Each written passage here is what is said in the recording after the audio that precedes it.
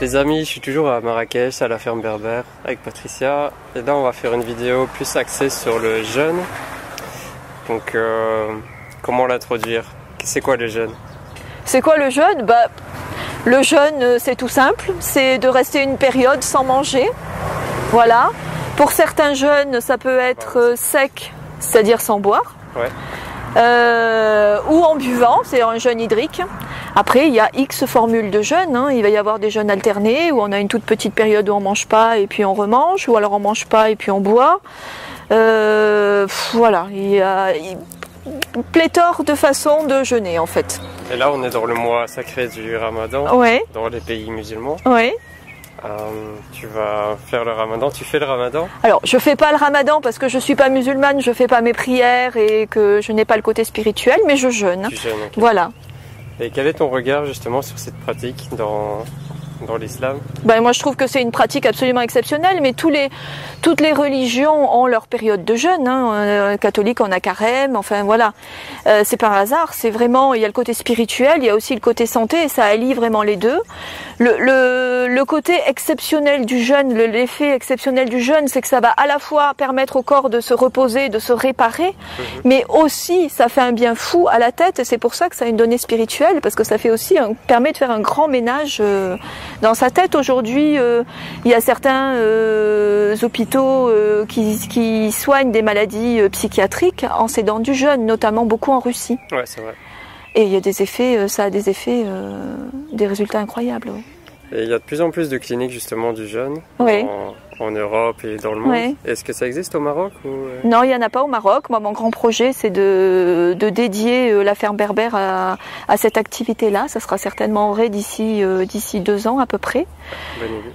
Après, clinique de jeûne, c'est rien de très récent parce qu'en fait, les médecins qui ont commencé à vraiment développer le jeûne thérapeutique, il y en a eu beaucoup en Russie, dans les pays de l'Est, mais aussi, moi, le courant que j'ai le plus étudié, c'est les médecins hygiénistes américains, allemands, autrichiens, qui étaient d'il y a 1 siècle et demi, donc ça n'a rien de nouveau. Ils ont soigné des milliers et des milliers de personnes de maladies assez graves. C'est vrai que ça pose plus de soucis maintenant, parce que soigner les personnes en n'étant pas officiellement dans le corps médical tel qu'il est pensé et accepté aujourd'hui, ça pose souci, mais ce n'est pas nouveau. Et aussi, certains gens ont peur de cette pratique. Alors ouais. C'est une pratique simple. Ouais. Des fois, ils disent il faut être entouré d'un médecin ou pas, mais tu peux commencer 1 jour ou 2 jours chez toi. Oui. Oui. Faire des petits jeûnes courts, comme Ramadan. Ramadan, c'est un jeûne alterné. En fait, on jeûne toute la journée, donc ça fait à peu près, en ce moment, on doit être à 18 heures de temps de jeûne. Personne n'est suivi par un médecin et des populations entières le font. Il n'y a pas de mort. Il y a pas de mort, il y a aucun souci.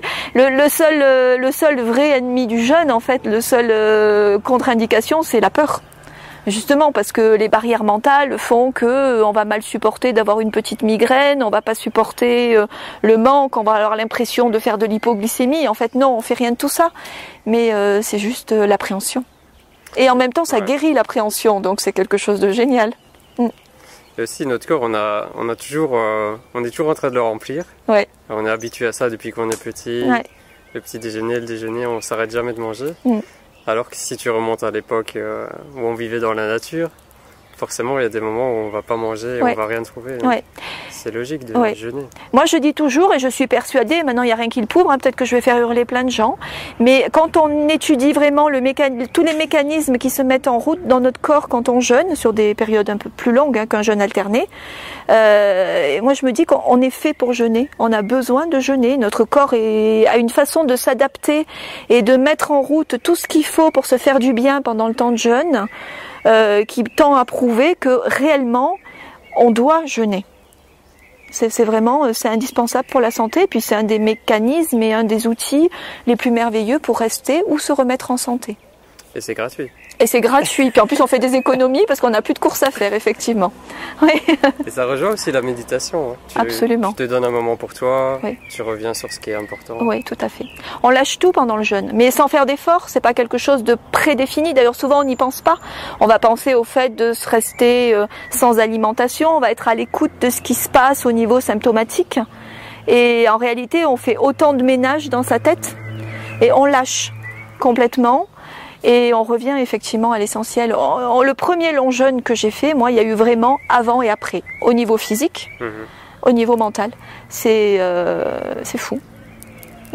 Et en France, ces dernières années, ça a été surtout remis en avant avec Thierry Casasnova. Je sais pas si tu connais. Bah oui. Ok. Et ici au Maroc, est-ce qu'il y a une ouverture pour ça en dehors du mois de Ramadan? Ben, moi je trouve que les gens sont très très à l'écoute. J'ai pas mal de personnes musulmanes en suivi, forcément en étant au Maroc, c'est quand même l'objectif. Je trouve tout le monde très très à l'écoute. Au début je me disais, bon je vais leur donner des conseils déjà sur la façon de faire Ramadan. Je suis pas musulmane, ils vont se dire mais de quoi elle se mêle? Et non, en fait je me rends compte que ils acceptent vraiment volontiers, ils sont demandeurs, ils sont à l'écoute, ils essaient. Et pas mal de personnes sont prêtes effectivement à faire des jeûnes. J'ai dans mes stages parfois des musulmans qui font quelques jours de jeûne pendant mes stages. C'est autre chose, c'est une autre façon de faire. C'est rien à voir avec le côté spirituel. C'est pas du tout la même façon de procéder. Ils sont très très ouverts à ça, au contraire. Ouais. Et j'avais rencontré un naturopathe qui conseillait 1 jour par semaine de jeûner. Oui. Est-ce que tu partages aussi cette vision? Moi, je conseille pas de rythme imposé. Okay. Je conseille de s'écouter. Au feeling. Ouais. Ce que je conseille surtout, c'est de commencer petit. C'est-à-dire à son niveau, par exemple, commencer, pas prendre un repas. Puis la fois d'après, peut-être ça sera 2 repas. Puis peut-être après une journée entière. Et vraiment le faire que ça reste confortable. Et trouver son propre rythme. Et puis après, c'est pas forcément toujours une journée par semaine. Il peut y avoir des circonstances qui font que une semaine, on n'a pas le temps, ou on peut pas, ou on est plus fatigué, on va pas jeûner. Ou au contraire, une semaine où on sent qu'il y a quelque chose qui va pas, on va jeûner 2 jours. Mais vraiment que ça soit accompagné par ce cheminement dont je parlais dans l'autre vidéo, d'écoute et de retour à soi. Oui. Donc tu as fait le tour des bienfaits physiques. On pourrait y passer 3 jours pour faire le tour des bienfaits, mais ouais. Il y a beaucoup de bienfaits physiques et pour l'esprit aussi. Oui. Peut-être un petit mot là-dessus, sur le côté pour te reconnecter au divin. Pour te reconnecter au divin. Et à toi-même. Ouais, c'est les deux en fait. Je crois on retrouve aussi le divin, on se reconnecte d'abord au divin qu'on a en nous.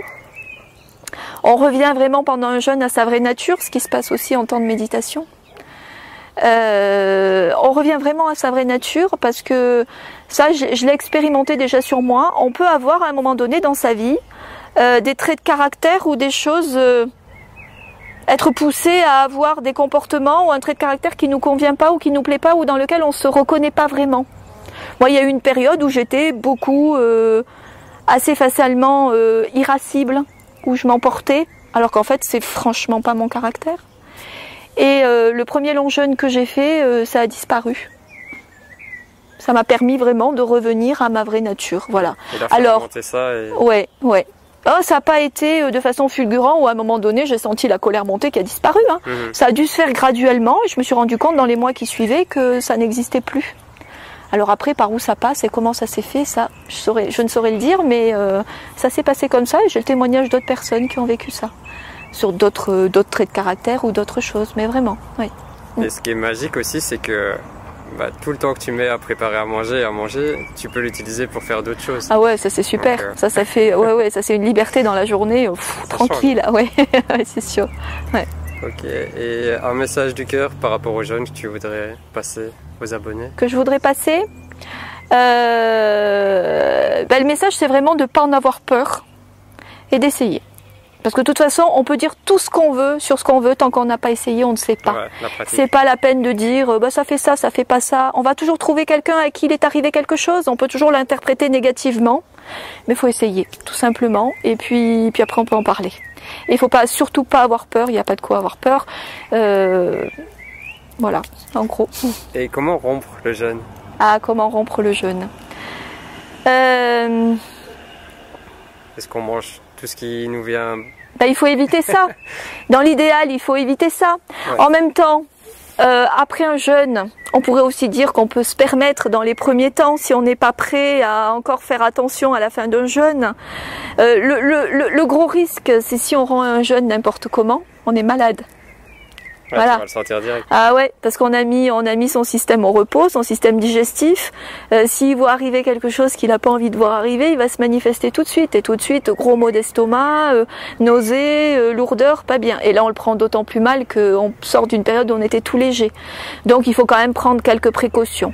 Après, il y a plusieurs écoles sur la façon de rompre le jeûne. Il y a des gens qui vont manger des fruits, d'autres qui vont plutôt éviter les fruits. Moi, je serais partante ni de l'un ni de l'autre, ça dépend de la durée du jeûne, ça dépend de la personne.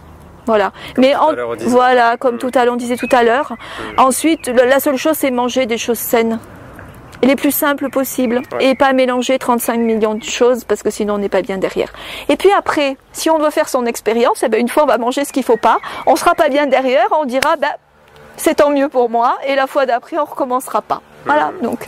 Et notre corps, il sait qu'est-ce qui est bon, qui va nous diriger vers cet aliment. Ouais, il faut le laisser faire. Et une dernière chose que j'ai pensé, le jeûne et le sport. Le jeûne et le sport, c'est pas du tout, ça va très bien ensemble. Ouais. Aujourd'hui, on a de plus en plus de sportifs qui ont des périodes de jeûne et de repos avant les épreuves. Ça peut être un très très très bon moyen aussi de se réparer après une épreuve sportive.